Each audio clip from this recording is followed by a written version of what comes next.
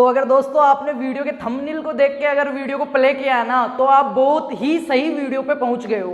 क्योंकि अगर आपको इकोलॉजी पढ़नी है, पारिस्थितिकी आप पढ़ रहे हो और आप किसी भी एग्जाम की प्रिपरेशन कर रहे हो, 11th 12th बोर्ड एग्जाम्स हो या फिर कोई एंट्रेंस टेस्ट हो या फिर किसी पोस्ट के लिए हो या किसी भी XYZ कॉम्पिटेटिव एग्जाम या फिर बोर्ड एग्जाम की प्रिपरेशन कर रहे हो, एंट्रेंस टेस्ट की प्रिपरेशन कर रहे हो, तो आपके लिए बहुत ही ज़्यादा यूजफुल होने वाली है। और इकोलॉजी में ये क्लास देख ली ना आपने, तो अदर जो मैटर है ना, स्टडी मैटर, कहीं से आपको ताक झांक करने की जरूरत नहीं रहेगी। क्योंकि आज की क्लास में इकोलॉजी आपको इतने अच्छे से और कॉन्सेप्ट क्लियर करके पढ़ने वाले हैं हम, बहुत ही मजा आने वाला है, इंटरेस्टिंग क्लास होने वाली है। तो क्लास को एंड तक देखना। और अभी तक अगर चैनल के पेज को सब्सक्राइब नहीं किया हो ना, तो चैनल के पेज को सब्सक्राइब कर दो और बेल आइकन प्रेस कर दो। तो स्टार्ट करते हैं आज की क्लास इकोलॉजी। ठीक है, जो इकोलॉजी अपने बायोलॉजी के अंदर जो बॉटनी का पार्ट है, उसके अलावा ये अपना जेनेटिक्स वगैरह रहता है उसका पार्ट, ठीक है, उसके अलावा ये अलग से पार्ट है इकोलॉजी का, पारिस्थितिकीय तंत्र। तो अपन इकोलॉजी आज स्टार्ट करते हैं बहुत अच्छे से। तो इकोलॉजी होता क्या है कि जीव विज्ञान की वह शाखा है जिसके अंतर्गत जीवधारियों।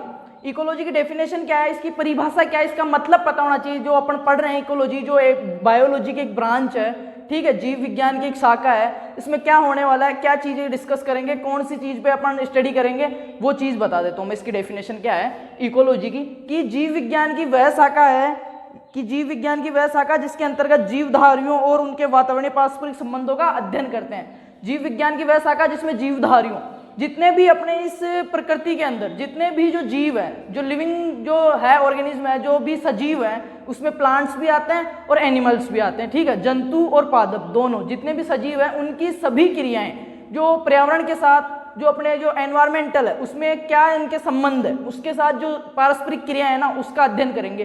कि एक प्लांट की या फिर एक एनिमल, एक जंतु की लाइफ में, उसके पूरे संपूर्ण जो जीवन काल है, उसकी लाइफ साइकिल है, उसमें जो पर्यावरण के साथ, उसके जो चारों तरफ का जो वातावरण है, उसमें उसके साथ पारस्परिक क्या क्या क्रियाएं हो रही है, वो कौन कौन से संबंध बना रहा है, कौन कौन से रिलेशन बना रहा है, उन सारी चीजों को डिटेल से देखना क्या कहलाता है, इकोलॉजी कहलाता है। दोबारा से सुनोगे, जीव विज्ञान की वह शाखा जिसके अंतर्गत जीवधारियों और उनके वातावरण के पारस्परिक संबंधों का अध्ययन करते हैं, वह पारिस्थितिकी कहलाती है।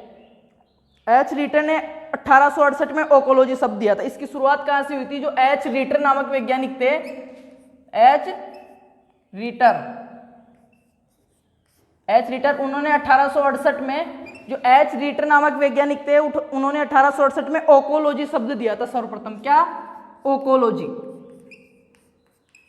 ओकोलॉजी, ठीक है, ओकोलॉजी शब्द दिया था, जो दो ग्रीक शब्दों से मिलकर बना हुआ था। जो ग्रीक भाषा के दो शब्द थे उनसे मिलकर बना हुआ था ओकोलॉजी। कौन कौन से थे दोनों? ओकोस और लोगोस। Oikos plus logos. ओकोस का मतलब क्या होता है और लोगोस का मतलब क्या होता है वो बता देता हूं। सबसे पहले कि जो ओकोलॉजी शब्द है, इकोलॉजी की शुरुआत कहां से हुई? हमने इकोलॉजी की डेफिनेशन देख ली। जो ओकोलॉजी वर्ड से हुई थी, जो दिया था एच रीटर ने 1868 में। जो ओकोलॉजी है वो ग्रीक भाषा के दो शब्दों से मिलकर बना है, ओकोस और लोगोस से, ठीक है। जो ओकोस है, ओकोस का मतलब होता है ग्रह या निवास स्थान, ठीक है। क्या होता है? ग्रह, जहां पे रह रहे हैं, ठीक है, या फिर निवास स्थान, निवास स्थान। और लोगोस का मतलब होता है स्टडी करना या उसके बारे में अध्ययन करना, अध्ययन करना। तो किसी जीव के, किसी प्राणी के, किसी पादप के ग्रह स्थान का अध्ययन करना क्या कहलाता है? ओकोलॉजी। इसका मतलब यह हो गया, ठीक है। फिर इसको बाद में इकोलॉजी कहा गया। इसी ओकोलॉजी शब्द को बाद में क्या कहा गया? इकोलॉजी कहा गया।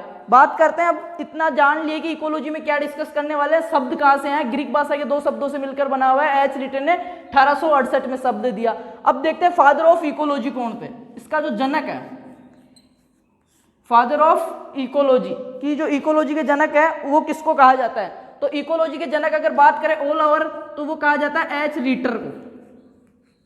और बात करें भारतीय जो पारिस्थितिकी तंत्र है या भारतीय पारिस्थितिकी, उसके जनक father of Indian ecology, father of Indian ecology, तो वह है R Mishra.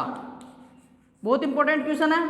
Father of ecology H Reiter. क्या? Father of ecology H Reiter. और फादर ऑफ इंडियन इकोलॉजी वो कौन है? आर मिश्रा। आर मिश्रा का पूरा नाम क्या है? रामदेव मिश्रा। रामदेव मिश्रा।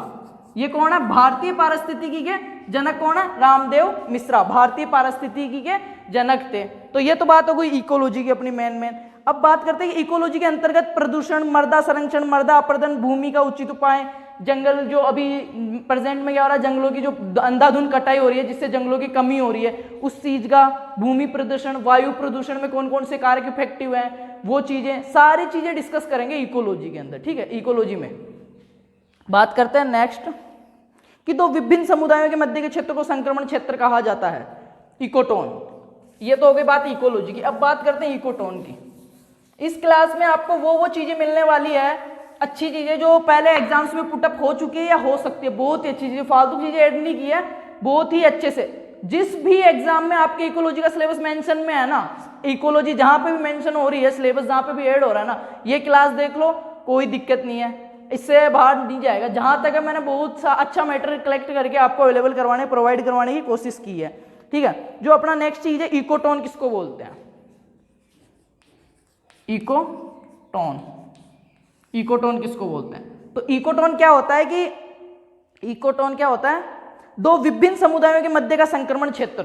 दो विभिन्न समुदाय है, ठीक है, सपोज दैट एग्जांपल से समझो, ये कोई जंगल है, ठीक है, इधर घास उगती है और इधर क्या बड़े पेड़ उगे हुए हैं, इधर तो अकेली घास है, इधर बड़े पेड़ है, ठीक है, और जो ये बीच का क्षेत्र है ना, ये यहां तक है, तो ये जो बीच का क्षेत्र आ गया ना, बीच का क्षेत्र, इसमें क्या है, घास भी है और पेड़ भी है, तो ये दोनों समुदाय अलग अलग समुदाय हो गए, दोनों, उन दोनों समुदाय के मध्य का क्षेत्र हो गया, संक्रमण क्षेत्र हो गया। ठीक है, ये ऐसे हो गया, सपोज दैट कि इधर इधर तो थी क्या घास, इधर इधर थे बड़े पेड़, और जो ये बीच का हो गया है ना, दोनों का मध्य का क्षेत्र, ये क्या कहलाएगा, इसमें क्या होगा, घास भी है और बड़े पेड़ पौधे भी हैं, तो ये क्या कहलाएगा, संक्रमण क्षेत्र या इकोटोन। इकोटोन कहलाएगा, ये जो बीच का क्षेत्र है वह इकोटोन कहलाएगा, कि दो विभिन्न समुदायों के मध्य का क्षेत्र या दो विभिन्न समुदाय, अलग अलग समुदायों के बीच का जो मध्य का संक्रमण क्षेत्र होता है, जो उनका कॉमन जो फील्ड होता है, वो क्या कहलाता है, इकोटोन कहलाता है। तो बात करते हैं आगे की ब्रांचेज ऑफ इकोलॉजी, जो पारिस्थितिकी है उसकी कितनी शाखाएं हैं, कौन कौन सी ब्रांचेज है, कौन कौन सी शाखाएं हैं, क्या डिस्कस करने वाला है। ब्रांचेज ऑफ इकोलॉजी, पारिस्थितिकी की शाखाएं, तो मेनली 3 शाखाएं हैं, और यहाँ से बहुत ही ज्यादा चांसेस रहते हैं आपके क्वेश्चन पुटअप होने के, तो ध्यान से देखोगे, कॉन्फिडेंट होके देखोगे कि कौन कौन सी है पारिस्थितिकी की शाखाएं। तो पहली है स्व पारिस्थितिकी, स्व पारिस्थितिकी, स्व पारिस्थितिकी जो फर्स्ट अपनी है ब्रांचेज में, स्व पारिस्थितिकी या ऑटो इकोलॉजी, क्या बोलते हैं इसको, ऑटो इकोलॉजी, ऑटो इकोलॉजी। जो सेकंड जो अपनी ब्रांच है, ठीक है, वो कौन सी है, समपारिस्थितिकी या साइनो इकोलॉजी,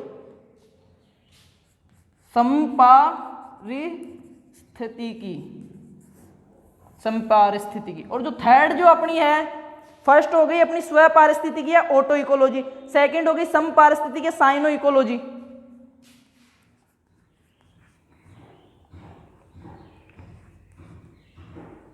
इकोलॉजी, ठीक है, और जो थर्ड हो गई अपनी, वो कौन सी हो गई, पारिस्थितिकी तंत्र, पारिस्थितिकी या इकोसिस्टम इकोलॉजी, पारिस्थितिकी तंत्र, पारिस्थितिकीय तंत्र पारिस्थितिकी या इकोसिस्टम इकोलॉजी, इकोसिस्टम इकोलॉजी। ये 3 ब्रांचेस हो गई मेन, जो अपनी पारिस्थितिकी है, इकोलॉजी है, उसकी 3 ब्रांचेस हो गई। अब तीनों ब्रांचेस को ध्यान से देखोगे, यहां से क्वेश्चन पुटअप होता है, हर बार होता है, हर एग्जाम में होता है। क्या है, जो पहली अपनी स्व पारिस्थितिकी, इसमें क्या किया जाता है, किसी जाति विशेष, जो स्व पारिस्थितिकी है अपनी पहली, उसमें क्या, किसी पादप विशेष या किसी जाति विशेष, स्व पारिस्थितिकी में क्या किया जाता है, किसी पादप विशेष या किसी जाति विशेष,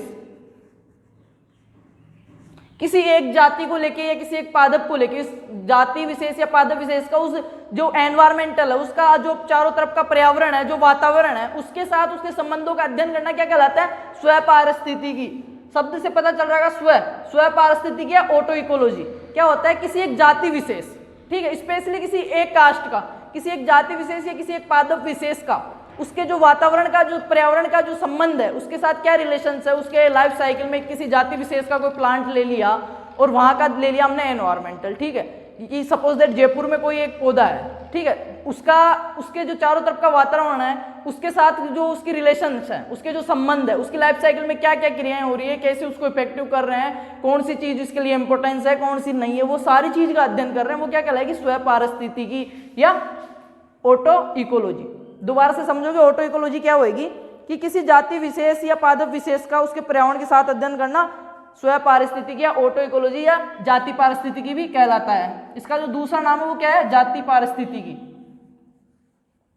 जाति पारिस्थितिकी क्यों हुआ ये भी पता होना चाहिए कि एक किसी जाति विशेष, ठीक है, या किसी पादप विशेष का उसके पर्यावरण के साथ सह संबंधों का अध्ययन करना स्वयं पारिस्थितिकी कहलाता है। सेकंड जो ब्रांच है अपनी समपारिस्थितिकी या साइनो इकोलॉजी।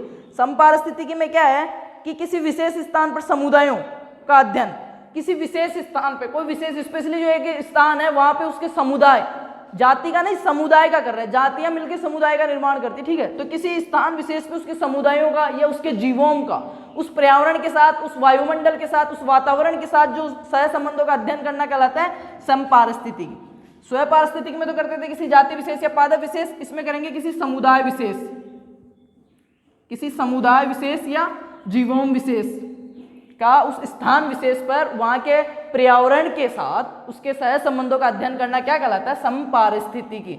रह गया थर्ड अपना पारिस्थितिकीय तंत्र, पारिस्थितिकीय इकोसिस्टम इकोलॉजी, इकोसिस्टम इकोलॉजी। इसमें क्या होता है, यहाँ किसी क्षेत्र विशेष में सभी जैविक व अजैविक घटकों का, किसी क्षेत्र विशेष में सभी जैविक और अजैविक घटक, जो बायोटिक और अबायोटिक जो घटक हैं, किसी क्षेत्र विशेष में सभी बायोटिक और अबायोटिक, जैविक और अजैविक घटकों का वहां के पर्यावरण के साथ जो सह संबंधों का अध्ययन किया जाता है वह पारिस्थितिकीय तंत्र, पारिस्थितिकीय इकोसिस्टम इकोलॉजी कहलाता है। तो आई होप तीनों ब्रांचेस आपको समझ में आ गई होगी, ठीक है। फर्स्ट जो है स्वयं पारिस्थितिकी, उसमें किसी जाति विशेष या पादप विशेष का वहां के स्थान पे पर्यावरण के साथ अध्ययन करना कहलाता है स्वयं पारिस्थितिकी। दूसरा हो गया समपारिस्थितिकी, किसी समुदाय विशेष या किसी जीवों विशेष का उस विशेष स्थान पे वहां के पर्यावरण के साथ अध्ययन करना समपारिस्थितिकी। पारिस्थितिकी तंत्र पारिस्थितिकी में क्या होगा, किसी जैविक व अजैविक, किसी क्षेत्र विशेष में वहां के जैविक व अजैविक सभी घटकों का वहां के पर्यावरण के साथ संबंध में अध्ययन करते हैं, उसको पारिस्थितिकी तंत्र पारिस्थितिकी कहते हैं। तो ये तो हो गई अपनी इकोलॉजी की ब्रांचेस, ठीक है। 3 ब्रांचेस थी, तीनों ब्रांचेस कंप्लीट हो गई है। इतना समझ में आ गया इकोलॉजी की डेफिनेशन, इसका जनक कौन है, शब्द कहाँ से आया, ये चीजें हमने डिस्कस कर ली है। अब देखते हैं पारिस्थितिकीय कारक जो किसी जीव या पौधे को, ठीक है, पारिस्थितिकीय कारक में क्या क्या चीजें पढ़ेंगे और क्या होते हैं पारिस्थितिकीय कारक, ये पता होना चाहिए।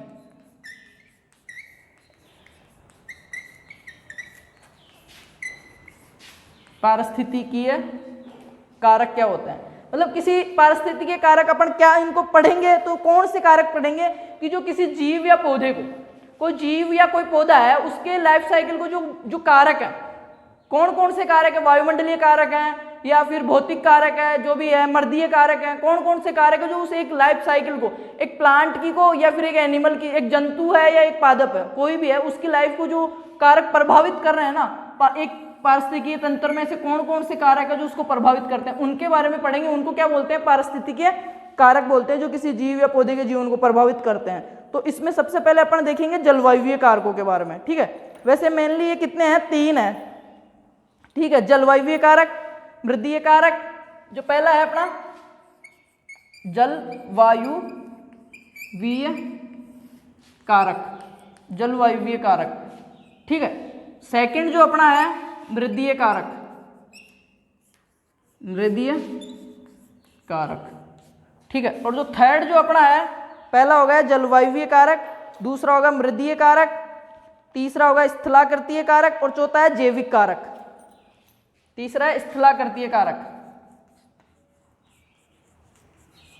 स्थलाकृतीय कारक, और चौथा कौन सा होगा, जैविक कारक।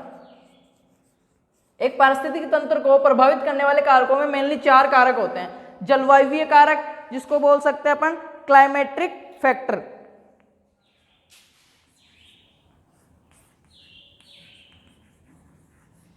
क्लाइमेटिक फैक्टर, ठीक है। दूसरा होगा मृदीय कारक या एडेफिक फैक्टर। थर्ड जो अपना है स्थलाकृतीय कारक, और जो फोर्थ है जैविक कारक, ठीक है। जैविक कारक, 4 कारक हो गए। किसी पारिस्थितिकीय तंत्र को या पारिस्थितिकी जो है इकोलॉजी उसको प्रभावित करने वाले जो कारक है 4 हो गए। जलवायु कारक जो जलवायु से संबंधित है, मृदीय कारक, स्थलाकृतिय और जैविक कारक। अब ये चीज यहाँ पे कॉन्सिडेंट होके और बिल्कुल कॉन्सेप्ट क्लियर करके देखोगे क्या चीज कि जलवायु कारक में कौन कौन से आते हैं, ठीक है, फिर कौन कौन से हैं और कैसे प्रभावित करते हैं वो आगे पढ़ेंगे अपन। अभी क्या देखना है कि जलवायु कारक में कौन कौन से आ रहे हैं, मृदीय कारक में कौन कौन से आ रहे हैं, स्थलाकृतिय कारक में कौन कौन से कारक हैं जो इसमें शामिल होते हैं, और जैविक कारक के अंतर्गत कौन कौन से कारक आ रहे हैं जो पारिस्थितिक तंत्र को प्रभावित करते हैं। क्योंकि यहां से जो क्वेश्चन पुटअप होता है ना वो कैसे होता है, सपोज दैट एक कारक दे देगा मृदीय कारक, ठीक है, मृदीय कारक, और पूछेगा क्या अपने को, निम्न में से कौन सा जलवायु कारक है या नहीं है, निम्न में से कौन सा जलवायु कारक नहीं है। तो उसमें 3 ऑप्शन में तो आपको जलवायु कारक मिलेगा और एक जो मिलेगा उसमें मृदीय कारक ऐड कर देगा वो, ठीक है। तो आपको यह पता होना चाहिए कंफर्म बेस पे कि जलवायु कारक में कौन कौन से कारकों को सम्मिलित किया गया है, मृदीय कारकों में कौन कौन से कारकों को सम्मिलित किया गया है, स्थलाकृतिय में कौन कौन से को और जैविक में कौन कौन से आते हैं। अगर ये कॉन्सेप्ट क्लियर है ना तो यहाँ से एक क्वेश्चन पुटअप होता ही होता है हमेशा, आपका वो क्वेश्चन गलत नहीं जाएगा, ठीक है, कभी भी। और इतना इजी क्वेश्चन है, सिर्फ कंफ्यूजन की वजह, कंफ्यूजन और कॉन्सेप्ट क्लियर ना होने की वजह से वो अपना गलत हो जाता है, जो अपने को नहीं करनी वो गलती। तो आपने को पता होना चाहिए कौन सा जलवायु कारक है, वो बाद की बात है कि वो जलवायु कारक कैसे प्रभावित कर रहा है। फिलहाल अपन क्या देख रहे हैं कि जलवायु कारक में कौन कौन से कारक है, ठीक है। क्वेश्चन क्योंकि आपने बहुत बार देखा होगा सीधा इकोलॉजी में से क्वेश्चन पुटअप होता है तो बहुत ज्यादा चांसेस बनते हैं इस जगह से क्वेश्चन पुटअप होने का। क्या, और एक जो ब्रांचेस बताया था कि एक जाति विशेष का अध्ययन करना कहलाता है स्व पारिस्थितिकी, समुदाय विशेष का अध्ययन करना कहलाता है सम पारिस्थितिकी, किसी पूरे क्षेत्र के जैविक व अजैविक कारकों का अध्ययन कहलाता है पारिस्थितिकी तंत्र पारिस्थितिकी। तो जो ब्रांचेस में से क्वेश्चन बहुत ज्यादा बनने के चांसेस रहते हैं। और यहाँ से कि निम्न में से तापमान है जलवायु कारक, मृदीय कारक, स्थलाकृतिय कारक और जैविक कारक। अब बताओ आप, ऐसे क्वेश्चन बहुत ज्यादा बनते हैं और आपको पता होना चाहिए कि कौन तापमान कौन से में आता है, ठीक है। तो ये चीज आप कॉन्सेप्ट क्लियर करोगे अभी के अभी। तो पहले स्टार्ट करते हैं जो क्लाइमेट्रिक फैक्टर है अपने जलवायु कारक है उसमें कौन कौन से आते हैं जलवायु कारक में, प्रकाश, तापमान, वायु, नमी। जो एक जलवायु है, जल वायु दो तो यही हो गए, ठीक है। तो इसमें क्या क्या आएंगे, तापमान, प्रकाश, वायु, ठीक है, तापमान, प्रकाश, वायु, नमी, वर्षा, आग, नमी, वर्षा और आग। अब सपोज दैट क्वेश्चन आ गया, एक क्वेश्चन आता है निम्न में से, ठीक है, निम्न में से जलवायु कारक है, निम्न में से जलवायु कारक है, तो उसमें ये 3 तो दे देगा मृदीय कारक और एक जगह ऐड कर दिया आपने इसमें सपोज दैट प्रकाश, तो आपको राइट आंसर क्लिक करना होगा, ठीक है। या पूछ लिया निम्न में से जलवायु कारक नहीं है, उसमें दे दिया नमी, ठीक है, तापमान, वर्षा और मृदा। तो जो मृदा वाला है ना वो इसमें कहीं पे भी नहीं दिख रहा आपको सोइल, तो वो एडोफिक कारक में आएगा, वो इसमें नहीं आएगा। तो यहाँ से बहुत ही ज्यादा चांसेस, मेरा कहने का मतलब ये है कि यहाँ पे गलती बहुत ज्यादा होती है, कॉन्सेप्ट क्लियर नहीं होते, याद नहीं होते, तो ये चीज आप ध्यान रखना, ठीक है। तो देखते हैं आगे कि अपने जलवायु कारक कौन कौन से, प्रकाश, तापमान, वायु, नमी, हवा, वर्षा और आग।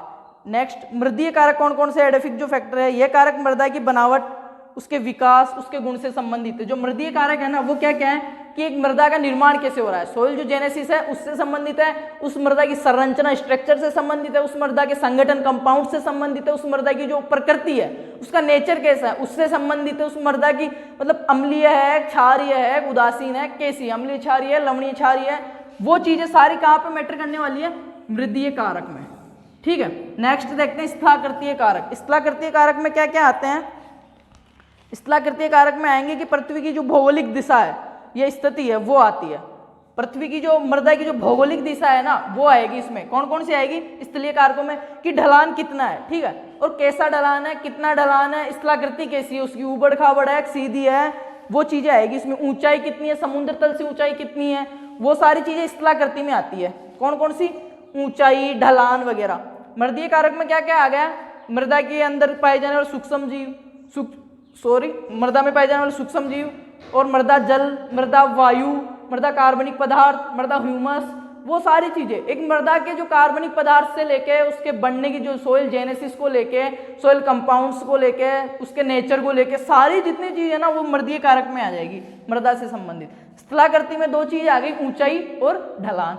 रही कौन सा अपना जैविक कारक। जैविक कारक में क्या आएंगे बायोटिक फैक्टर्स में, जैसे पौधे, जानवर, जीवाणु जो हैं अपने, वो किस प्रकार पारिस्थितिकी तंत्र को प्रभावित कर रहे हैं। जो अपने पौधे, ह्यूमन एक वो किस प्रकार से कर रहा है, एक एनिमल किस प्रकार से कर रहा है, एक प्लांट किस प्रकार से उसको इफेक्टिव कर रहा है, प्रभावित कर रहा है, वो चीजें जैविक में आएगी।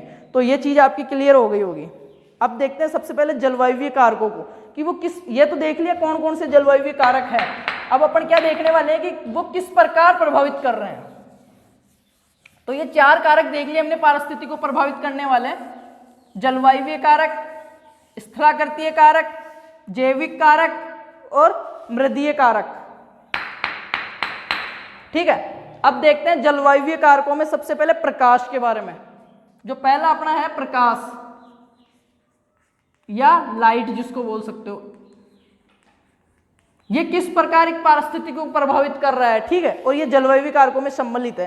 तो आपको बता दूं सभी जीव जंतुओं के लिए जो प्रकाश है ना वो अति आवश्यक होता है। देखने के लिए ले लो, एनर्जी के लिए ले लो, किसी भी चीज के लिए एक जो जीव है, जो लिविंग ऑर्गेनिज्म है, जो इस प्रकृति में सर्वाइवल कर रहा है ना, उसके लिए लाइट बहुत ही ज्यादा इंपॉर्टेंट होती है।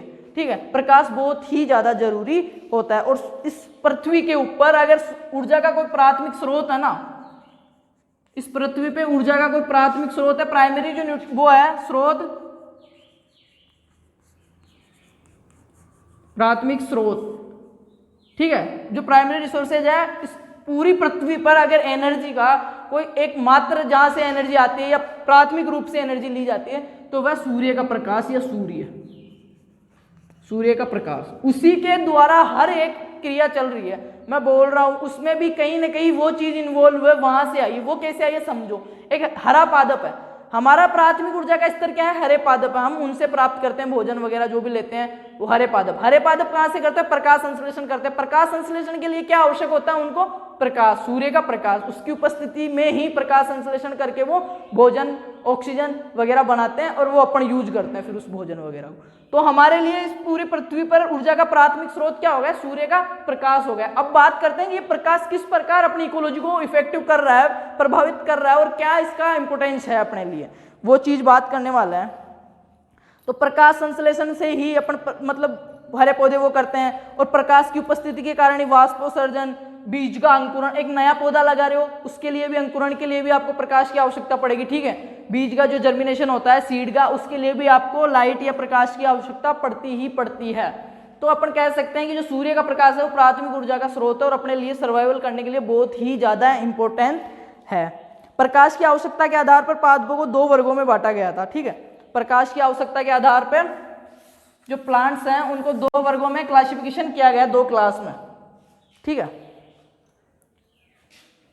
प्रकाश की आवश्यकता के आधार पर प्लांट्स को, जो भी प्लांट्स है, पादप उनको 2 वर्गों में बांटा गया। कौन कौन से 2 वर्ग थे वो देख लेते हैं। कि प्रकाश की आवश्यकता के आधार पर पौधों को 2 वर्गों में बांटा गया, प्रकाश प्रिय और छाया प्रिय। कौन कौन से, प्रकाश प्रिय पादप और छाया प्रिय पादप। नाम से पता चल रहा होगा, छाया प्रिय पादप, प्रकाश प्रिय और छाया प्रिय पादप। तो जो प्रकाश प्रिय पादप हैं, प्रकाश प्रिय पादप हीलियोफाइट्स, जिनको कह सकते हैं अपन हीलियोफाइट,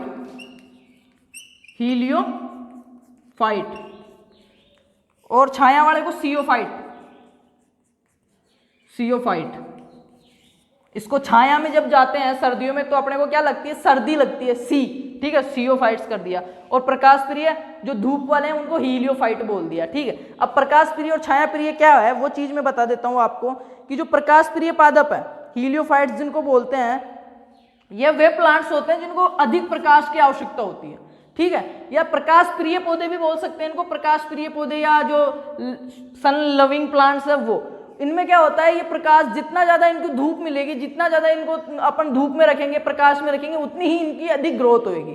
ठीक है, उनकी जो वानस्पतिक वृद्धि ले लो या कोई सी भी वृद्धि ले लो, कि मतलब इनकी ग्रोथ है या इनका जो पूर्ण रूप से विकास होता है ना वो प्रकाश की उपस्थिति में अधिक होता है, इनको प्रकाश प्रिय होता है। ठीक है, वो हीलियोफाइट्स कहलाते हैं। छाया प्रिय क्या होते हैं, इनको अधिक छाया की आवश्यकता होती है। इसमें जो कोमल प्लांट्स आते हैं, ठीक है, जैसे अपनी बेल वगैरह हो गई, जिनका तना कोमल होता है, पत्तियां भी सॉफ्ट होती है, ठीक है, वो चीजें छाया प्रिय में आती है। उनको अगर अधिक धूप में रखोगे, उनका इतना सिस्टम भी नहीं होता कि वो इतना वाष्पोत्सर्जन कर सके, रेस्पिरेशन कर सके, उस धूप को सहन कर सके, तो वो आती है छाया प्रिय पौधों में। जिनके थोड़े कोमल होते हैं, जो सॉफ्ट टाइप के होते हैं ना, वो आते हैं इसमें। और प्रकाश प्रिय में थोड़े हार्ड टाइप के आते हैं, ठीक है। छाया प्रिय पौधों के जैसे उदाहरण देखें अगर अब, तो एबिस और टेक्सस बहुत ही अच्छे उदाहरण है। एबिस, एक प्लांट है एबिस, दूसरा है टेक्सस। ये छाया प्रिय पौधों के उदाहरण है, सियोफाइट्स प्लांट्स के एग्जांपल्स है, ठीक है। तो ये तो हो गई प्रकाश के ऊपर जो इसका क्लासिफिकेशन किया था प्लांट्स का, 2 वर्गों में कर दिया हमने, ठीक है, छाया प्रिय और प्रकाश प्रिय, हीलियोफाइट और सियोफाइट। अब देखते हैं नेक्स्ट चीज। तो नेक्स्ट इसमें क्या है, प्रकाश की आवश्यकता के आधार पर 2 वर्गों में बांट ही दिया। उसके बाद में प्रकाश की अवधि का प्रभाव पौधों के फलने फूलने पर भी पड़ता है। प्रकाश की जो अवधि है, प्रकाश की जो ड्यूरेशन है, जो समय अवधि है कि कितने घंटे तक प्रकाश सही है, उसका अगर इफेक्ट है अपन पौधे के फलने और फूलने पे, उसके फ्लोवरिंग जो है उस पे, और उसके जो पुष्प लग रहे हैं उस पे, उसके उत्पादन देने की, उस चीज को इफेक्टिव करता है, तो उस चीज को क्या बोलते हैं, प्रदीप्तकालिता या दीप्तकालिता बोलते हैं। दीप्तकालिता या प्रदीप्तकालिता, फोटोसिंथेसिस वो जो बोलते हैं उसको प्रदीप्तकालिता। तो एक चीज बताऊं, जो प्रदीप्तकालिता या दीप्तकालिता उसकी खोज या जो शब्द दिया था वो दिया था गॉर्नर व एलार्ड। गार्नर और एलार्ड 2 वैज्ञानिक थे, गॉर्नर व एलार्ड, जिन्होंने क्या बताया कि एक प्लांट के ऊपर जो धूप है या प्रकाश की जो अवधि है, जो ड्यूरेशन है, जो सूर्य के प्रकाश की जो ड्यूरेशन है, जो अवधि है, जो समय अवधि है, उसका प्रभाव पड़ता है किस पे, उसके पुष्पन और उसके उत्पादन पे, उसके फलन पे जो प्रभाव पड़ता है, उस चीज को समझाया था, उसको बोलते हैं दीप्तकालिता। इसके आधार पर प्लांट्स 3 प्रकार के होते हैं, ठीक है। पहला कौन सा है, लॉन्ग डे, दूसरा कौन सा है, शॉर्ट डे, शब्द से हम पता चल रहा है, तीसरा कौन सा है, डे न्यूट्रल। पहला हो गया अधिक प्रकाश चाहने वाले हैं, अधिक अवधि तक प्रकाश चाहने वाले, जो लंबी अवधि तक चाहते हैं। इनमें क्या आते हैं, जिनको 12 घंटे से अधिक प्रकाश की अवधि, 12 घंटे से अधिक ड्यूरेशन में उनको लाइट चाहिए ही चाहिए, ठीक है। वो कौन से में आते हैं, लॉन्ग डे प्लांट्स में।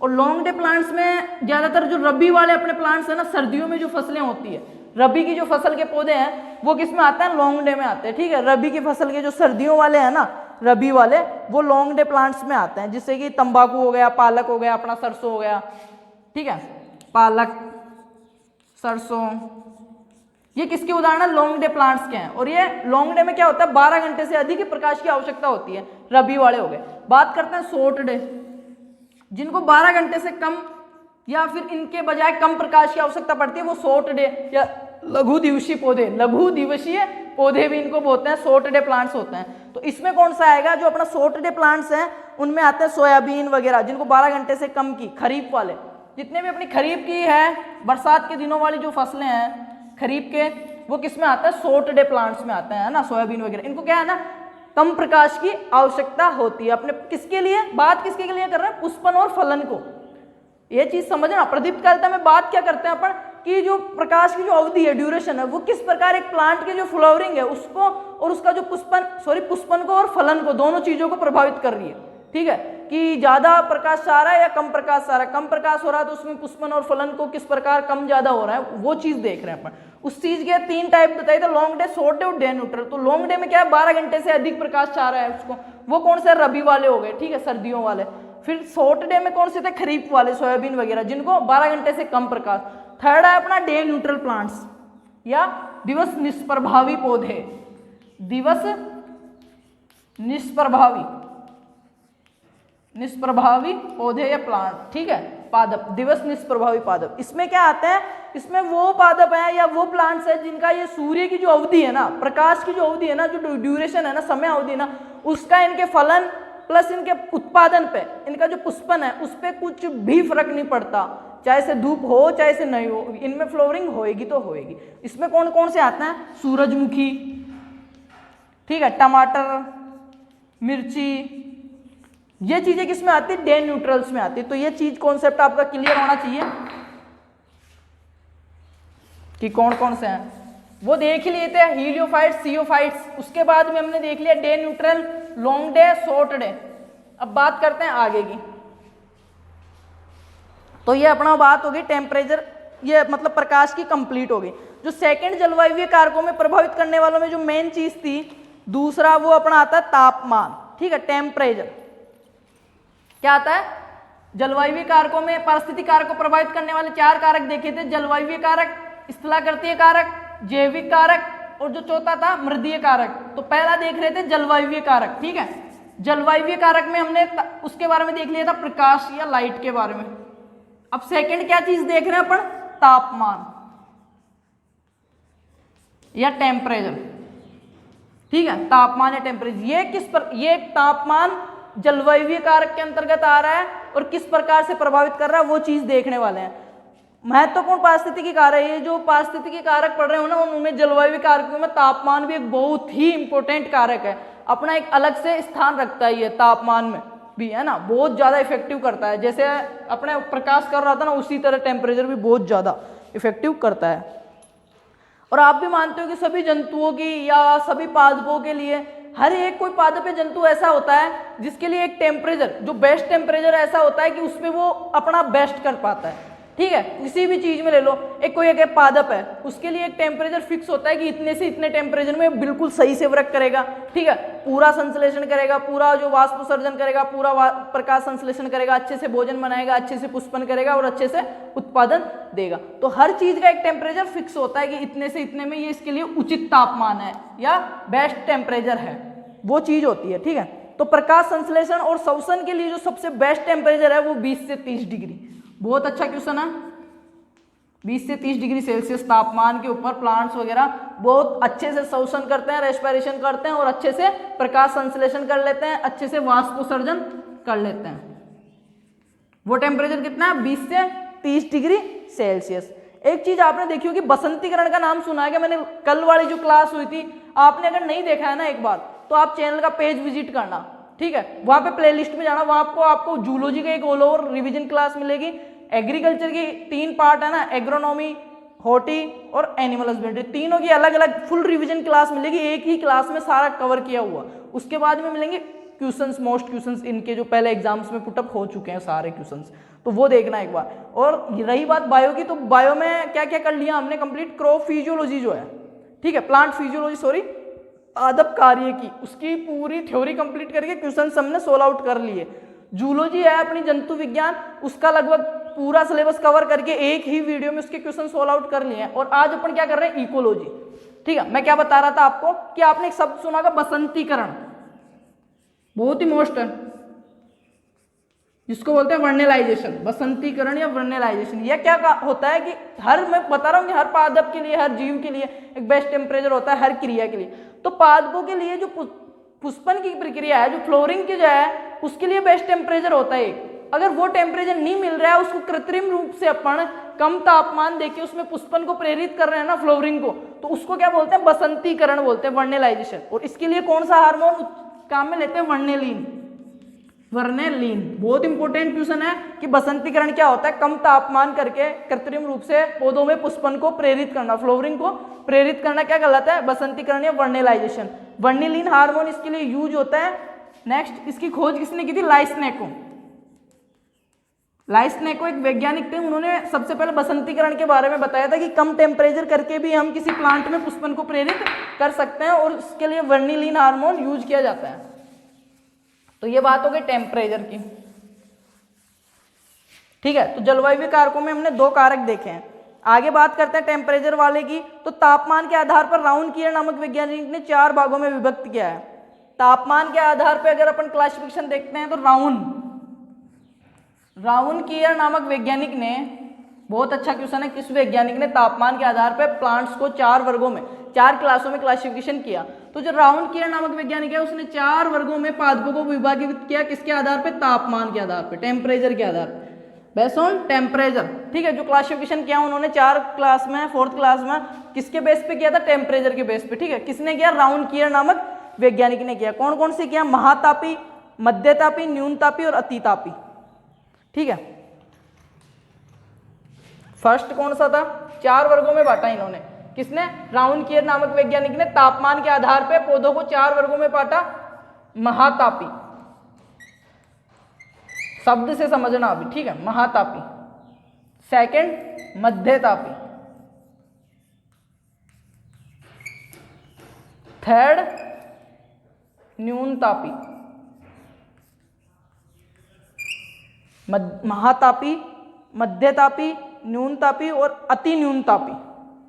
फोर्थ जो था अति न्यूनतापी।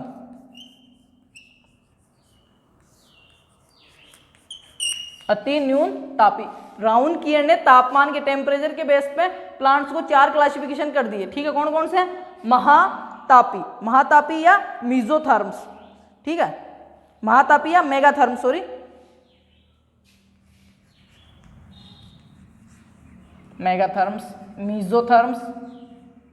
और न्यूनतापी को क्या बोलते हैं? महातापी माइक्रोथर्म्स, माइक्रो, MICRO, माइक्रोथर्म्स, ठीक है। 4 वर्गों में बांट दिया। अब महातापी कौन से होते हैं? महातापी कुछ समय तक, सॉरी, जो महातापी है वो राउंड किए ने मतलब 4 वर्गों में बांटा, महातापी, मध्यतापी और न्यूनतापी और अति न्यूनतापी। बात करते हैं सबसे पहले महातापी या मेगा थर्म्स के बारे में। तो जिन्हें पूरे साल, मेगा थर्म्स में, महातापी में कौन से प्लांट्स आते हैं, कौन सी वनस्पति आती है जिसको पूरे साल उच्च तापमान की आवश्यकता पड़ती है, लगभग 30 से 40 तो होना ही होना चाहिए, पूरे साल भर 30 से 40 जिसको टेम्परेचर की आवश्यकता पड़ रही है, वो कौन से होंगे? महातापी होंगे, ठीक है। महातापी या मेगा थर्म्स होंगे। महातापी या मेगा थर्म्स उष्ण कटिबंधीय क्षेत्रों में जो उगते हैं, ट्रॉपिकल जोन जो होते हैं वो महातापी के अंतर्गत आते हैं। जो ट्रॉपिकल जोन है, उष्ण कटिबंधीय जो क्षेत्र है, कटिबंधीय जो ट्रॉपिकल जोन, वो महातापी में आते हैं। इनको पूरे साल भर उच्च तापमान की आवश्यकता होती है। बात करें मध्यतापी या मीजोथर्म्स, कुछ समय तक इनको सर्द ऋतु और कुछ समय तक इनको गर्म, मतलब हमेशा इनको अधिक तापमान की आवश्यकता नहीं पड़ती है, ठीक है। कुछ समय तक इनको मध्य तापमान, भी आप भी समझ रहे हो कि कम बीच का रहना चाहिए टेम्परेचर, वो क्या कहलाएंगे? मीजोथर्म्स या मध्य तापमापी कहलाएंगे, ठीक है। और मध्य तापमापी में कौन से आते हैं? जिनके साल में एक बार पत्ते गिर जाते हैं। जो पर्णपाती वन है ना, जैसे पीपल, जो पीपल का पौधा है ना, पीपल हो गया, जो भी जो पर्णपाती पौधे हैं जो साल में एक बार अपने पत्ते गिरा देते हैं, ठीक है। कुछ समय सर्दी, कुछ समय गर्मी, उनको सहन करने की आदत होती है, साल में एक बार अपने पत्ते गिरा देते हैं। पर्णपाती वन जो है वो मीजोथर्म्स के अंतर्गत आते हैं, मध्यतापी के अंतर्गत। जैसे पीपल है, पीपल का बॉटनिकल नेम आपको पता होना चाहिए, ठीक है। पीपल का नाम क्या है? पीपल का नाम फाइकस रिलीजियोसा। फाइकस रिलीजियोसा जो पीपल का नाम है, पीपल भी क्या करता है? अपने पतझड़ में पत्ते गिरा देता है, तो वो किस में आता है? मीजोथर्म से आता है। बात आती है न्यूनतापी या माइक्रोथर्म्स। तो वृद्धि के लिए कम तापमान की आवश्यकता होती है, कितनी? एवरेज 10 से 20 डिग्री सेल्सियस। जो न्यूनतापी है माइक्रोथर्म्स, इनको एवरेज 10 से 20 डिग्री सेल्सियस टेम्परेचर चाहिए, ठीक है, कम तापमान चाहिए थोड़ा। और इनको न्यूनतापी बोलते हैं, ठीक है। वृद्धि के लिए कम तापमान की आवश्यकता पड़ती है, जैसे कि 3600 मीटर ऊंचाई पर उगने वाली शंकु वनस्पति टेगो, ठीक है। कौन सा उदाहरण इसका? बहुत अच्छा उदाहरण है न्यूनतापी का, जो 3600 मीटर की ऊंचाई पे उगती है। अब 3600 मीटर ऊपर जाओगे पहाड़ पे, वहां पे टेम्परेचर आपको इतना मिलेगा 10 से 20 एवरेज, ठीक है। वहां पे उगने वाली जो शंकु वनस्पति है, शंकु वनस्पति का मतलब समझ रहे हो? ऐसे पेड़, ऐसे पेड़ शंकु के आकार के, उसको क्या, उसका नाम क्या है? टेगा। टेगा नाम की एक शंकु वनस्पति है जो कहां पे मिलती है? 3600 मीटर ऊंचाई के जो पहाड़ है उन पे मिलती है, और वो किस में आते हैं? न्यूनतापी माइक्रोफाइट्स के अंतर्गत आती है। वो सबसे अच्छा उदाहरण टेगा इसका, न्यूनतापी का, ठीक है, टेगा।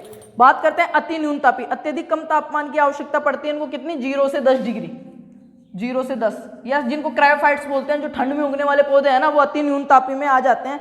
अगर इसके बात करें तो अल्पाइन वनस्पति जो टुंड्रा है, अति न्यूनतापी के उदाहरण की बात करें तो एल्पाइन वनस्पति, एल्पाइन वनस्पति टुंड्रा, टुंड्रा इसका बहुत अच्छा उदाहरण है। और टेगा किसका उदाहरण है?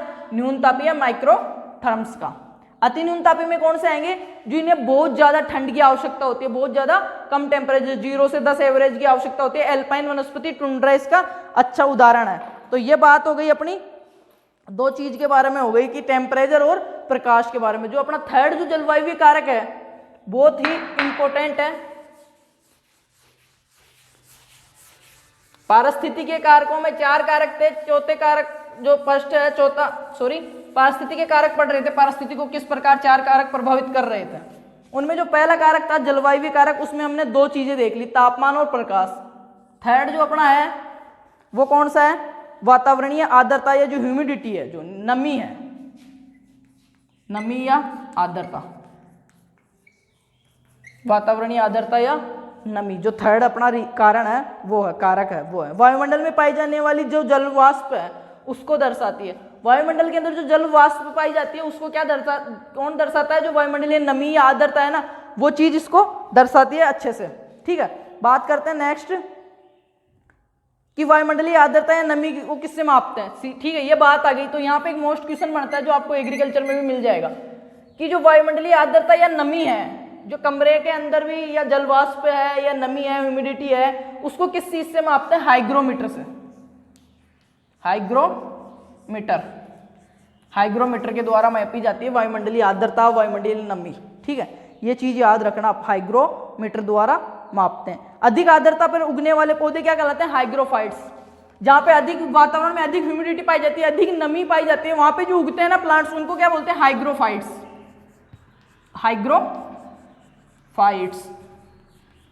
हाइग्रोफाइट्स बोलते हैं। और वायुमंडलीय आर्द्रता को मापने के लिए हाइग्रोमीटर की आवश्यकता होती है। दोनों ही बहुत अच्छे लाइन्स है, बहुत अच्छे क्वेश्चंस हैं। आर्द्रता कवकों में बीजाणुओं को बढ़ावा देती है। जो आर्द्रता है ना, अधिक आर्द्रता वाले क्षेत्र में जो कवक के जो बीजाणु है ना, कवक में बीजाणुओं को बढ़ावा देती है। कैसे है?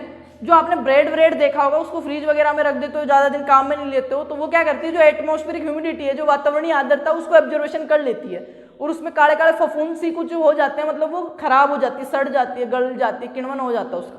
वो क्या होता है? कवक के बीजाणु होते हैं, जो ब्लैक ब्लैक स्पोर दिखाई देते हैं ना आपको उसमें कंधे हुए, वो क्या होते हैं? कांजी जिसपे आ जाती है, वो कवक के बीजाणु होते हैं। उनको बढ़ावा कौन दिया? आर्द्रता। जहां पे अधिक आर्द्रता होगी वहां पे कवक के बीजाणु जल्दी पनप जाते हैं। ठीक है, बात करते हैं नेक्स्ट। आर्द्रता अधिपादपों की वृद्धि को भी बढ़ावा देती है, जैसे आर्किड्स। आपने देखा होगा अधिपादप क्या बोलते हैं? किसी एक पादप के ऊपर दूसरा पादप उग जाता है।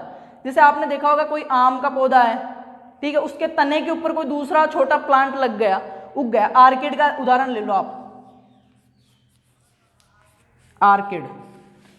तो ये क्या है ना, अब ये जो उग रहा है, सपोज दैट ये कोई प्लांट है, बड़ा प्लांट है, और इसके यहां से डाली गई, इस यहां से जो गई शाखा गई, और यहाँ पे कोई छोटा अधिपादप उग गया, तो ये जल वगैरह जो ले रहा है वो कहां से लेगा? वातावरणीय नमी से ही तो लेगा। जो ह्यूमिडिटी है, एटमॉस्फेयर ह्यूमिडिटी है, उसी से तो लेगा। और जहां पे ये आर्द्रता ज्यादा होगी ना, वहां पे तो इनको जो अधिपादप है ना, उगने की भी क्षमता ज्यादा हो जाएगी। मतलब क्या कहना चाह रहा हूं मैं कि जो वातावरणीय आर्द्रता है ना, वो अधिपादपों को बढ़ावा देती है। ठीक है, जैसे कि आर्किड्स, इसका उदाहरण अपन देख सकते हैं। नेक्स्ट बात करते हैं, 3 हमने जो रीजन है, जो कारक है, फैक्टर है, वो पढ़ लिए। चौथा अपना क्या है? आर्द्रता के बाद में हवा, वाइंड। ठीक है, हवा, एयर। इकोलॉजिकल जो कारक पढ़ रहे थे उनमें जो क्लाइमेटिक फैक्टर थे, उसमें चौथा देख रहे हैं अपन, हवा। 3 हमने देख लिए हैं। कौन कौन से देख लिए? प्रकाश, ठीक है, लाइट जो है, प्रकाश देख लिया, तापमान देख लिया, वायुमंडलीय आर्द्रता देख ली। अब क्या देख रहे हैं? हवा, कि हवा कैसे प्रभावित कर रही है, क्या है। तो गतिशील वायु को हवा कहते हैं। जो चलती हुई पवन है ना, वायु है ना, चलती हुई जो एयर, जिसको बोल सकते हो आप कुछ भी वायु, उसको क्या बोलते हैं? हवा बोलते हैं। जो रुकी हुई है वो नहीं, जो चल रही है, गतिमान जो वायु है, उसको हवा कहते हैं। तो वायु एक शब्द है, तो वहां पे 2 चीज बनती है आपके, बहुत ही अच्छी क्वेश्चन। वायु की गति मापने का यंत्र और वायु की दिशा मापने का यंत्र। बहुत ही अच्छे क्वेश्चन है। कौन कौन से हैं बताओ? तो वायु की गति विंड वेन के द्वारा मापते हैं। सॉरी, दिशा जो है, वायु की गति, वायु की जो दिशा है वो विंड वेन के द्वारा मापते हैं। ठीक है, 2 क्वेश्चन। अब हवा, विंड, वायु का जो नाम आ ही गया है यहाँ पे, तो यहीं पे देख लेते हैं कि वायु की दिशा वो तो मापते हैं विंड वेन से, और वायु जो दाब है, गति तो एनीमोमीटर से मापते हैं। ठीक है, चौक ले लेता हूं मैं। वायु जो दाब है ना, ये मैंने पहले भी बहुत ट्रिक से बताया इनको याद करने की, कि वायु दाब है, बेरोमीटर, बेरोमीटर, दाब, तो ब से स्टार्ट करो, बेरोमीटर। वायु दाब बेरोमीटर, दा बेरोमीटर। ठीक है, दा बेरोमीटर। तो बेरोमीटर से क्या मापते हैं? जो वायुमंडलीय जो दाब है, जो प्रेशर है, उसको मापते हैं। और वायु की जो दिशा है ना, वो विंड वेन से मापते हैं। और वायु की गति एनीमोमीटर हो गया। तो ये 3 चीज यहाँ क्लियर करोगे। और एक चीज, जो पौधे हैं, जो प्लांट्स है, जिनमें जो परागण है, पोलिनाइजेशन है, वो हवा के द्वारा होता है ना, अगर, उनको एनीमोफिलस बोलते हैं। क्या बोलते हैं? एनीमोफिलस, एनीमोफिलस। किसको बोलते हैं? एनिमोफिलस किसको बोलते हैं? ऐसे प्लांट्स जिनमें जो पोलिनाइजेशन है, परागण है, वो किससे? हवा के द्वारा हो, जैसे पाइनस केविनस हो गया। पाइनस केविनस इसका अच्छा उदाहरण है, पाइनस केविनस, ठीक है। एनिमोफिलस किसको बोलते हैं? जिसमें परागण की क्रिया हवा के द्वारा होती हो, उसको बोलते हैं, ठीक है। हवा वाष्पीकरण व वाष्पोत्सर्जन की दर को बढ़ा देती है। अगर तेज हवा चल रही है, आप भी समझो इस चीज को कि हवा तेज चल रही है, तो एक पौधा वाष्पीकरण और वाष्पोत्सर्जन अधिक करेगा। यहाँ पे खुला हुआ जल पड़ा है, ठीक है, और एक प्लांट लगा हुआ है, हवा बहुत तेज चल रही है, तो वाष्पीकरण और वाष्पोत्सर्जन दो चीज होती है। तो पौधा जो जल की हानि कर रहा है ना, वो तो वाष्पोत्सर्जन, और जो जल उड़ रहा है वो वाष्पीकरण हो गया, ठीक है। तो तेज हवा चलेगी तो वाष्पीकरण भी अधिक होएगा और वाष्पोत्सर्जन भी अधिक होएगा, और धीमी हवा चलेगी तो नमी युक्त हवाएं चलेगी, वातावरण थोड़ा शुष्क वो रहेगा, नमी युक्त रहेगा, तो उसमें वाष्पोत्सर्जन और वाष्पीकरण दोनों ही क्रियाएं कम होएगी। और होता क्या है, जब तेज हवाएं चलती है तो आपने देखा होगा कि जब बहुत तेज हवाएं चलती है तो अपनी स्किन भी और जो प्लांट्स भी हैं वो ड्राई, शुष्कता दिखा देते हैं, सूख जाते हैं। क्यों सूख जाते हैं? आपने सोचा है कभी? जब तेज हवाएं चलती है, अपनी स्किन ले लो, होठ फट जाते हैं वगैरह, या अपने जो स्किन है वो ड्राई हो जाती है, वाइट हो जाती है। क्यों हो जाती है? इसमें जो नमी है ना वो सारी निकल जाती है। और नमी क्यों निकली? उसका वाष्पीकरण हो गया। और प्लांट क्यों सूखा? उसने सारा जल वाष्पोत्सर्जन कर दिया। क्यों कर दिया? हवा जब तेज चल रही थी उस वजह से वो कर दिया उसने। नेक्स्ट जो अपना पांचवा कारक है हवा के बाद में, वो है जल, इसको बोले वाटर, जल। अब जल किस प्रकार से करता है, क्या है? तो अब एक चीज बताऊं, जितना भी जल है उसका अपने पृथ्वी पर जो स्रोत है ना, वो वर्षण को माना जाता है, वर्षा। जो भूमिगत जल है ना, उसके लिए किसको उत्तरदायी माना जाता है? वर्षण या वर्षा को। पांचवा कौन सा अपना जो फैक्टर है, जो कारक है, जो वेक्टर है, जो भी है, जल, ठीक है। अब जल में क्या है? हाइड्रोलॉजिक कारक भी कहा जाता है। जल को क्या बोलते हैं? हाइड्रोलॉजिक कारक भी कहा जाता है।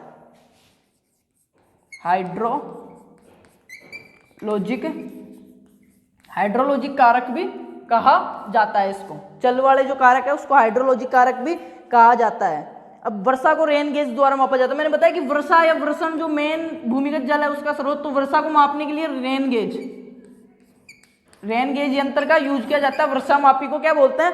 रेन गेज बोलते हैं। किसी स्थान की वनस्पति उस स्थान पर होने वाली वार्षिक वर्षा का प्रभाव पड़ता है। किसी स्थान पर जो उगने वाली वनस्पति है, जो प्लांट्स है, जो हरे पादप है, जो शाक है, ठीक है, जो वनस्पति है, उसका उस पर होने वाली जो बरसात है उसका बहुत ही अधिक प्रभाव पड़ता है। उसके आधार पर क्लासिफिकेशन अपन देख लेते हैं। उससे पहले मैं एक चीज बता दूं, वर्षा का नाम आया ना तो एक क्वेश्चन बहुत ज्यादा पुटअप होने के चांसेस रहते हैं। राजस्थान की औसत वार्षिक वर्षा 575 mm, ठीक है। राजस्थान की औसत वार्षिक वर्षा 575। भारत की औसत वार्षिक वर्षा 1194। कई जगह आपको 1200 भी मिल जाएगी। याद रखना ये तीन चीज। और विश्व की औसत वार्षिक वर्षा कितनी है? 1000 mm या 990 mm। विश्व की तो कितनी है? 990, या आपको कई जगह ऑप्शन में 1000 भी मिल जाएगी। भारत की कितनी है? 1194, या आपको 1200 भी मिल जाएगी। राजस्थान की कितनी है? 575 mm। ये क्या है? औसत वार्षिक वर्षा। ये तीनों आंकड़े आपको कंफर्म याद होने चाहिए, क्योंकि ये क्वेश्चन बहुत ही ज्यादा बार पुटअप होता है और पुटअप हो चुका है और पूछा जाता है। तो ये तो बात होगी वर्षा की, जल की, कि जल वर्षा को मापने वाले यंत्र को रेन गेज, और ये मैंने वर्षा औसत वार्षिक वर्षा बताई थी। अब बात करते हैं किसी स्थान की वनस्पति उस स्थान पर होने वाली वर्षा की वार्षिक वर्षा पे प्रभाव पड़ता है। कैसे पड़ता है वो देखते हैं। जहाँ पे वर्षाएं बिल्कुल कम होती है ना, बहुत ही कम वर्षा होती है जहाँ पे, तो वहां पे उगने वाले पौधे कैसे होते हैं? मरुदभिद, या जिनको बोल सकते हैं जीरोफाइट्स, जो रेगिस्तान में उगते हैं या कम पानी चाहता है, वो कम वर्षा वाले क्षेत्रों में उगते हैं, उनको क्या बोलते हैं? जीरोफाइट्स, ठीक है। नेक्स्ट देखते हैं कि जहाँ पे बहुत कम वर्षा होती है, वहां पे मरु वनस्पति उगती है। डेजर्ट जो वनस्पति है, डेजर्ट भी बोल सकते हैं इसको, DESERT, डेजर्ट, सूखा या जो भी है, मरुद्भिद, वो कहाँ पे बहुत कम वर्षा हो रही है जहाँ पे। नेक्स्ट जो अपना चीज है वो इसमें क्या आएगा? जहाँ गर्मियों में तेज व सर्दियों में कम। गर्मियों में अच्छी वर्षा हो रही है, ठीक है, गर्मियों में अच्छी वर्षा हो रही है, और सर्दियों में कम वर्षा हो रही है। वैसे सर्दियों की वर्षा को क्या बोलते हैं? मावट। सर्दियों में होने वाली वर्षा मावट कहलाती है, ठीक है। वो एग्रीकल्चर में और भी मैं डिटेल से पढ़ा दूंगा, अभी अपन इकोलॉजी पढ़ रहे हैं, ठीक है। तो गर्मी में अगर अच्छी वर्षा हो रही है और सर्दियों में कम वर्षा हो रही है, तो वहां पे क्या घास स्थल उगते हैं? क्या उगते हैं? घास स्थल, घास स्थल। अब घास स्थल भी दो प्रकार के होते हैं, ठीक है। कौन कौन से होते हैं? प्रेरी और सावाना, प्रेयरी और सावाना। प्रेरी और सावाना क्या है? ये घास स्थलों के प्रकार है। ये शब्द भी बहुत बार आपको पेपर में मिल जाएंगे, तो मैं बोल रहा हूँ कॉन्फिडेंट होकर देखें और विश्वास से देखें। बहुत अच्छा मैटर अवेलेबल करवा रहा हूँ आपको, प्रोवाइड करवा रहा हूँ मैं, ठीक है। पेरी और सावाना ये क्या है? दोनों घास स्थल है। कहाँ पे उगते हैं? गर्मियों में तेज वर्षा हो रही है और सर्दियों में कम वर्षा हो रही है, तो वहां पे क्या उगेंगे? घास स्थल उगेंगे। और घास स्थल दो प्रकार के, पेरी और सावाना। तो पेरी तो क्या होता है? प्रेरी, जिस घास स्थल पर कोई बड़ा वृक्ष न हो, केवल घास ही घास उग रही है, ठीक है। वो जहां तक नजर जा रही है घास ही घास है, कोई बड़ा वृक्ष नहीं है वहां पे, पौधा नहीं है, बड़ा कोई पेड़ नहीं है, उसको तो क्या बोलते हैं?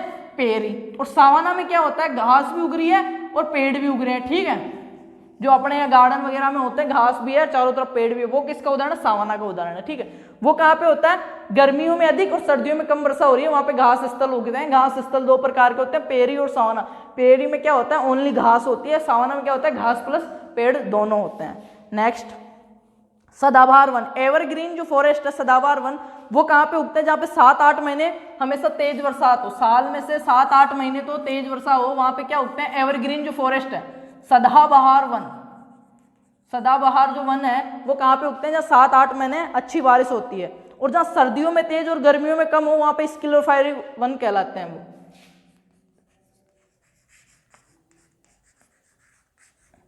स्क्लेरोफाइल्स वन कहाँ पे? उल्टा कर लो इसका, जहां पे सर्दियों में तो अधिक हो रही है, सर्दियों में तो वर्षा अधिक हो रही है, मावट वाली वर्षा, और गर्मियों में वर्षा कम हो रही है, वहां पे स्क्लेरोफाइल्स वन उगते हैं, ठीक है। जहां पे सर्दियों में तो अधिक और गर्मियों में कम वर्षा होती है, स्क्लेरोफाइल्स वन उगते हैं। विश्व में सर्वाधिक वर्षा कहाँ पे होती है? मौसिनराम मेघालय। बहुत ही अच्छा क्वेश्चन है, मौसिनराम मेघालय। विश्व के अंदर सर्वाधिक वर्षा 1194 है शायद, मौसिनराम मेघालय। उसके बाद में कहाँ पे होते हैं? चेरापूंजी, चेरापूंजी में, ठीक है। ये बहुत ही अच्छा क्वेश्चन है, याद रखना है आपको, ठीक है। औसत वार्षिक वर्षा मैंने बताई थी, विश्व की 1000 mm या 990, और भारत की जो है 1194 या 1200, राजस्थान की 575। ये चीज डिस्कस हो ही गई अपनी। अब रहते हैं नेक्स्ट चीज देखते हैं इसमें, वायुमंडलीय गैसें। कौन सी आती है अब? वायुमंडलीय गैसें। इतनी चीजें देख ली हमने, वर्षा देख ली, जल देख लिया। अब बात करते हैं वायुमंडलीय गैसों की।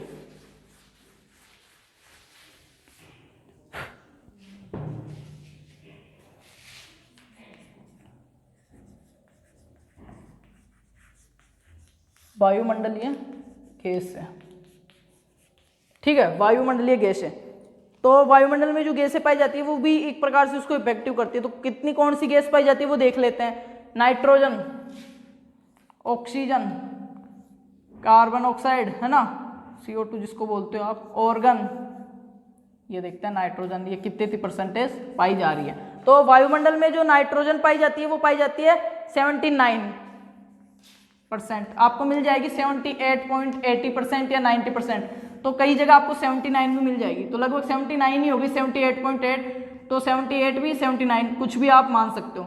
जो ऑक्सीजन पाई जाएगी वायुमंडल में वो पाई जाएगी 20.8%। कितनी? 20.8%, ठीक है। CO2 जो पाई जाएगी वो पाई जाएगी 0.03%, 0.03। इसको कन्फर्मली याद रखना, ये चीजें कैसे पूछ लेते हैं, इसमें ऑप्शन देगा 0.3, 0.003, 0.003 और 0.3, ठीक है। तो इसमें कंफ्यूजन करता है। CO2 कितनी पाई जाती है? 0.03। बात करते हैं ऑर्गन की, तो ऑर्गन कितना पाया जाता है इसमें? जो वायुमंडल में है 0.93, 0.93% मात्रा में ऑर्गन भी पाई जाती है। बात करें जल वाष्प की, H2O की, तो वो पाया जाता है जल वाष्प के रूप में 0.1%। ये हो गया वायुमंडलीय जो गैसें हैं उनका संगठन हो गया, या कितनी मात्रा में पाई जाती है वो चीज हो गई। याद रखना ये चीज, यहां से भी क्वेश्चन बहुत ज्यादा पुटअप बनने के चांस रहते हैं। जो नेक्स्ट चीज है वो है अग्नि। जली हुई भूमि पर एक प्रकार से नए पौधे की पीढ़ी जन्म लेती है, जिसे पायरोफिलस बोलते हैं। क्या बोलते हैं? पायरोफिलस। पायरोफिलस किसको बोलते हैं? जो 7वां अपना कारक देख रहे थे जलवायु कारक में, मैंने बताया था अग्नि, आग, अग्नि या आग। तो जहां पे पूरी कोई भूमि है, कोई लैंड है, वहां पे आग लग गई, बिल्कुल तहस नहस हो गया, फिर जो नई पीढ़ी जन्म ले रही है ना पौधों की उस राख के अंदर से, उसको क्या बोलते हैं? पायरोफिलस। उस पीढ़ी को या उस प्लांट्स को क्या बोलते हैं? पायरोफिलस बोलते हैं। तो ये तो हो गई अग्नि की बात। अब जो अपना सेकंड कारक, जलवायु के कारक कंप्लीट होते हैं अपने, ठीक है। जो इकोलॉजी के अंदर जो 4 कारक देखे थे उसमें जलवायु कारक के 7 कारक मैंने कंप्लीट करवा दिए बहुत अच्छे से। बहुत ज्यादा चांसेस बनते हैं कि क्वेश्चन इन्हीं से आए, और इनसे क्वेश्चन पुटअप नहीं होता है ना तो फिर होता है मृदीय कारकों में से। मृदीय कारक जो एडाफियोलॉजी की जो फैक्टर है उनमें से, ठीक है। उसके बाद में अगर क्वेश्चन पुटअप होने का तो इसका बता दूं, मृदा से संबंधित मैंने बताया था कि सोयल जेनेसिस से लेके मृदा जो निर्माण है, मृदा संगठन है, मृदा का जो कंपाउंड्स है, उन सारी चीजों के बारे में। तो उसमें अब पढ़ेंगे सोयल के बारे में, ठीक है। मृदीय कारक में मृदा से संबंधित चीजें देखते हैं सारी। तो जो सोयल है वो सोलम शब्द से बना है, ठीक है। सोलम शब्द से, लैटिन भाषा के सोलम शब्द से जो सोयल है अपना वो किससे बना है? सॉरी, ग्रीक भाषा के सोलम शब्द से बना है। लैटिन का नाम आ गया मेरे को, ग्रीक भाषा के सोलम से बना हुआ है, जिसका अर्थ होता है फ्लोरिया फर्स। फ्लोरिया फर्स। मृदा एक प्राकृतिक पिंड है जिसको अपन आर्टिफिशियल रूप से नहीं बना सकते सोइल को, ठीक है। आर्टिफिशियल रूप से नहीं बना सकते मृदा को। तो मृदा है वो ग्रीक भाषा के सोलम शब्द से उत्पत्ति हुई है इसकी, और इसकी 2 शाखाएं होती है, पेडोलॉजी और एडाफोलॉजी। पेडोलॉजी और एडेफोलॉजी, इसको अच्छे से समझना, ये पूछ लेता है क्वेश्चंस। एक चीज, soil father of soil science V Dokuchaev, V Dokuchaev. अब बात सोइल का मतलब समझ ही लिए हो, तो इसकी 2 ब्रांचेस है, पेडोलॉजी और एडाफोलॉजी, जिसमें अपन सोइल का अध्ययन करते हैं, ठीक है।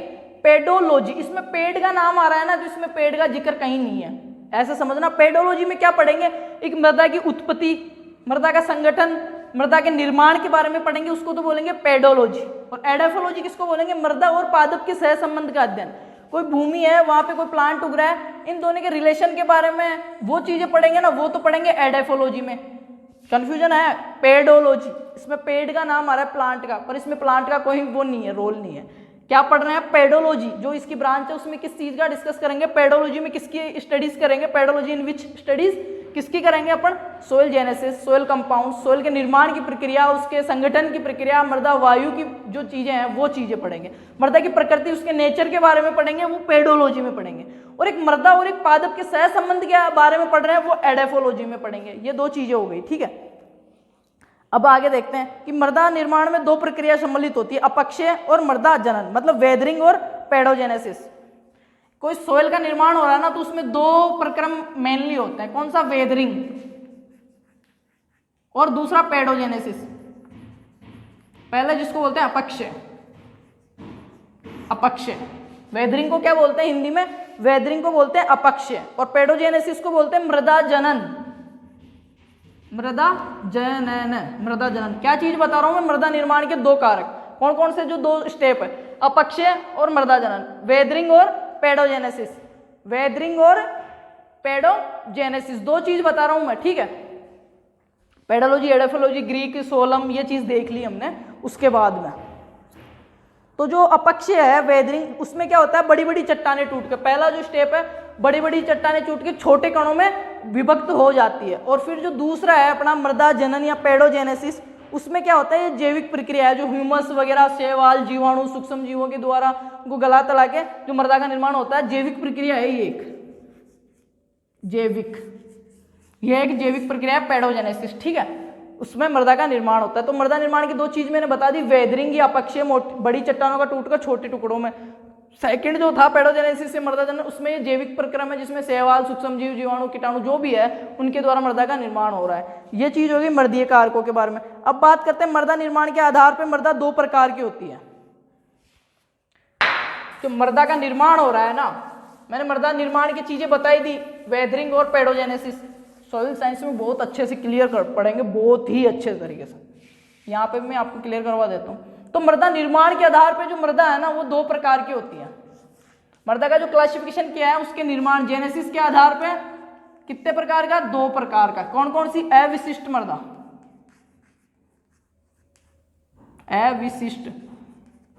अविशिष्ट मृदा।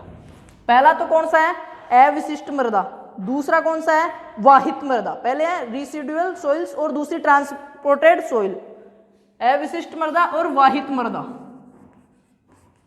समझो, शब्द से समझा, अविशिष्ट है, कोई स्पेशलिस्ट नहीं है, वो अविशिष्ट है। मतलब जहां पे उस मृदा का निर्माण हुआ है ना, यहाँ पे है कोई मृदा है, वो यहाँ पे बनी, वेदरिंग यहीं पे हुई, पेडोजेनेसिस भी यहीं पे हुआ, दोनों क्रियाएं यहाँ पे होके यहाँ के यहाँ ही वो मृदा बन गई और यहीं पे पड़ी है हमेशा के लिए, उसको तो क्या बोलते हैं, अविशिष्ट मृदा। जिस मृदा का जहाँ पे निर्माण होता है वो मृदा वहीं पे रहती है ना, उसको बोलते हैं अविशिष्ट मृदा। और वाहित मृदा क्या होती है, मृदा बनी, ठीक है, चट्टान टूट के नदी में गिर गई, नदी में टूट के बनी, बहुत दूर तक घिस के चली गई, कुछ भी हुआ, निर्माण हुआ यहाँ पे और चली गई यहाँ पे, ठीक है, जल के द्वारा, वायु के द्वारा, किसी के भी द्वारा गई, पर वो जहाँ पे बनी थी ना वहां पे नहीं रुकी, दूसरे स्थान पे चली गई, उसको क्या बोलते हैं, वाहित मृदा। शब्द से समझ गया होगा, बह के गई हुई है या दूसरी जगह जाके रुकी हुई है, वो बोलते हैं वाहित मृदा। दो मृदा निर्माण की जो जेनेसिस के दो चीज बता दी मैंने, क्या क्या बताया, अपक्ष, वेदरिंग और पेडोजेनेसिस। अब कोई जगह है वहां पे वेदरिंग और पेडोजेनेसिस दोनों हो गई, वो मृदा वहीं पे पड़ी है ना, वो क्या कहलाएगी, अविशिष्ट मृदा। और वाहित मृदा में वो बह के दूसरी जगह चली जाती है, उसको बोलते हैं वाहित मृदा, ठीक है, निर्माण के स्थान की ओर कहीं और चली जाती है। और जो इसके जो प्रकार है ना वाहित मृदा के, वो चार हैं। कौन कौन से हैं, एलुवियल, कोलुवियल, ग्लेशियर और एक है जो वातोड़, मतलब जलोढ़ मृदा, बह कर जाने वाली चार प्रकार की होती है। जलोढ़, जिसको बोलते हो आप एलुवियल सोइल, क्या बोलते हो, एलुवियल, उपजाऊ भी होती है, अच्छी मृदा रहती है, एलुवियल सोइल, ठीक है, जलोढ़ मृदा। दूसरी है वातोड़, वातोड़ मृदा, तय है ये। चार प्रकार बताए मैंने, जो वाहित मृदा है उसके चार प्रकार होते हैं, जलोढ़ मृदा, वातोड़ मृदा, मिश्रोड़ और हिमनदीय। मिश्रोड़ मृदा और ग्लेशियर मतलब हिमनदीय मृदा, हिमनदीय मृदा या ग्लेशियर वाली मृदा, चार हो गई। जलोढ़ मृदा क्या होती है, जो जल के द्वारा, नदियों की डाल्टा द्वारा, नदियों द्वारा बह के दूसरी जगह ले जाई जाती है, वो जलोढ़ मृदा कहलाती है, एलुवियल सोइल कहलाती है। मिश्रोड़ क्या होती है, कोलुवियल, जो गुरुत्वाकर्षण, मिश्रोड़ क्या होती है, जो गुरुत्वाकर्षण, चट्टानों के ऊपर से नीचे आ जाती है ढसकते ढसकते, उसको बोलते हैं, ठीक है। हिमनदीय क्या होती है, जो बर्फ के ग्लेशियर है बड़े बड़े, उनके बहने के कारण जिसका निर्माण हो जाता है या बह के एक दूसरे स्थान पर चली जाती है, ग्लेशियर के साथ टूट के चली जाती है, वो हिमनदीय कहलाती है, ठीक है। वातोड़ क्या होती है, जो वायु के द्वारा या ऐसे स्थानांतरण हो जाती है, वो कहलाती है वातोड़। तो ये हो गया मृदीय कारकों के अंदर। अब बात करते हैं, काली मृदा सबसे अधिक उपजाऊ मृदा होती है। काली मृदा जो होती है ना वो उपजाऊ होती है, क्यों होती है काली, वो खनिज पदार्थ है, उसमें जो क्ले मिनरल्स है ना वो अधिक होते हैं। काली मृदा में खनिज पदार्थ अधिक पाए जाते हैं, इस वजह से। लेटेराइट मृदा में Fe के ऑक्साइड पाए जाते हैं। जो लेटेराइट मृदा है, लेटेराइट जो मृदा है उसमें Fe के बहुत ही ज्यादा ऑक्साइड पाए जाते हैं। लेटेराइट मृदा में Fe के ऑक्साइड्स पाए जाते हैं, जबकि काली मृदा में क्या पाए जाते हैं, खनिज पदार्थ बहुत अधिक मात्रा में जाते हैं, उपजाऊ मृदा होती है, फर्टिलाइज सॉइल होती है, ठीक है। पीट मृदा में सर्वाधिक ह्यूमस पाया जाता है, बहुत अच्छा क्वेश्चन है, सर्वाधिक ह्यूमस पीट मृदा में, ह्यूमस सर्वाधिक जो ह्यूमस पाया जाता है वो पीट मृदा में पाया जाता है। खनिज पदार्थ काली में पाए जाते हैं, Fe के ऑक्साइड लेटेराइट में पाए जाते हैं, ठीक है। प्रेरी मृदाओं में खनिज से भरपूर घास, जो घास स्थल की मृदाएं होती हैं उन्हें प्रेरी बोलते हैं। मैंने बताया जो घास स्थल वो दो प्रकार के, पेरी और सावाना, ठीक है। सावाना में घास प्लस पेड़ दोनों थे, प्रेरी में अकेली घास थी, ठीक है। मृदा के स्वभाव के आधार पर पौधों को निम्न वर्गों में बांटा। किसने बांटा था, वॉर्मिंग, एक वॉर्मिंग नाम का वैज्ञानिक था,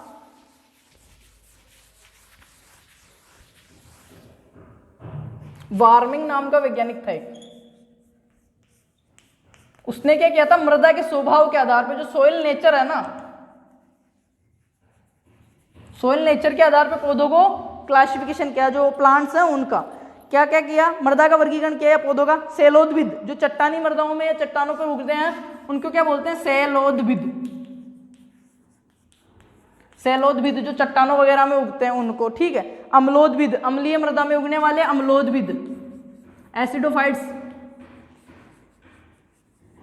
अम्लोद्भिद अम्लीय मृदा में। क्षारोद्भिद मतलब बेसोफाइट्स, एसिडोफाइट्स, ठीक है। या केजमोफाइट्स जो चट्टानों की दरारों में उगते हैं, केजमोफाइट्स जो चट्टानों की दरारों में पौधे उगते हैं, केजमोफाइट्स। एरिडोफाइट्स जो रेगिस्तान वाली मिट्टी में या उगते हैं वो। अब बात करते हैं सोइल वाटर की। ये चीजें हो गई। इसके बाद में बात करते हैं सोइल वाटर, क्योंकि अपन एडेफिक कारक में पढ़ रहे हैं मृदा के, तो सोइल वाटर, तो मृदा में जो कुल जल पाया जाता है उसको बोलते हैं होलार्ड,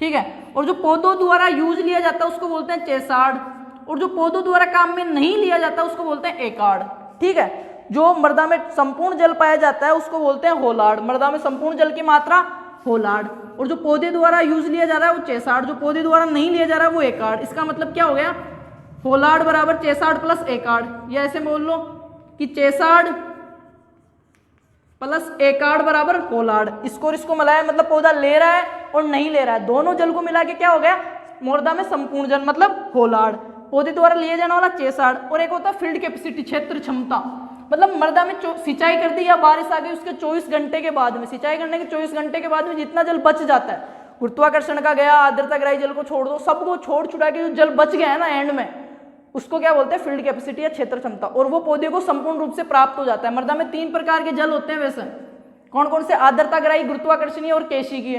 तो जो केशिकीय जल होता है ना, कैपिलरी वाटर, वो ही पौधों को प्राप्त होता है कितने, -1/3 से 31 एटमॉस्फेयर दाब पे प्राप्त होता है, -1/3 से 31 एटमॉस्फेयर दाब पे प्राप्त होता है। कौन सा प्राप्त होता है, केशिकीय जल, कैपिलरी वाटर। गुरुत्वीय जल भी नहीं होता है और आर्द्रताग्राही जो जल है वो भी नहीं होता है, कैपिलरी वाटर ही पौधों को प्राप्त होता है।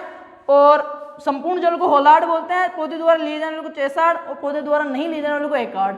फील्ड कैपेसिटी पे 100% पौधे को जल प्राप्त होता है। और स्थायी मिलानी बिंदु क्या होता है, जिस एक ऐसी स्थिति आ जाती है पादप की कि उसमें पानी की कमी होगी, वो इतना सूख जाता है कि उसके बाद अगर आप उसको पानी दो ना तो वो वापस हरा नहीं होगा, डेथ हो जाती है उसकी, उसको क्या बोलते हैं, स्थायी मिलानी बिंदु या सूखा। तो ये इकोलॉजी में जो पारिस्थितिकी है ना वो बहुत अपने कंप्लीट कर लिए। अब क्या बच रहा है अपना पारिस्थितिकीय तंत्र, जो वो पिरामिड वगैरह ये रहा ना, एक क्लास में वो बहुत ही अच्छे से कंप्लीट कर लेंगे। जब दोनों क्लासें कंप्लीट हो जाएंगी ना इकोलॉजी की, उसके बाद में इकोलॉजी के आज तक जितने भी प्रीवियस ईयर में जो एग्जाम्स में क्वेश्चन पुटअप हो चुके हैं वो प्लस जो हो सकते हैं, बहुत ही अच्छे 100 क्वेश्चन बना के एक ट्यूशन वाली क्लास करके इकोलॉजी का चैप्टर क्लोज, किसी भी एग्जाम की प्रिपरेशन करो बहुत ही अच्छे से कंप्लीट कर लेंगे। तो एक क्लास और होगी लगभग इतनी ही बड़ी, उसमें पूरा जो रह गया ना थोड़ा बहुत, जो अपने सहभोजिता, स्वपकारिता, जो पिरामिड हो गए, ऊर्जा के पिरामिड हो गए, ठीक है, वो जाल हो गए, जो जाल है ना खाद्य जाल वगैरह, वो सारा कुछ इसमें देख लेंगे नेक्स्ट क्लास में। जब दोनों क्लास कंप्लीट हो जाएगी, एक क्वेश्चंस की क्लास देख के इसको कंप्लीट कर लेंगे। तो मेरे को आप बताओगे कमेंट करके कि कैसी लगी क्लास। अपनी जो जेट की रिवीजन क्लासेस चल रही थी, जेनेटिक्स और सेल बायो हो रही है, वो इसके बाद में कर लेंगे, फिर केमिस्ट्री स्टार्ट करने वाला है। बाकी मेरे को बताओ आप आज की क्लास कैसी लगी और नेक्स्ट क्लास कब चाहिए आपको, ठीक है। वैसे मैं बहुत जल्दी इकोलॉजी की दूसरी क्लास आपको अवेलेबल प्रोवाइड करवा दूंगा, उसके बाद में इकोलॉजी को कंप्लीट करते हैं क्वेश्चन सोल्व आउट करके। बाकी यार क्लासेस को फुल शेयर करोगे, ठीक है। धन्यवाद।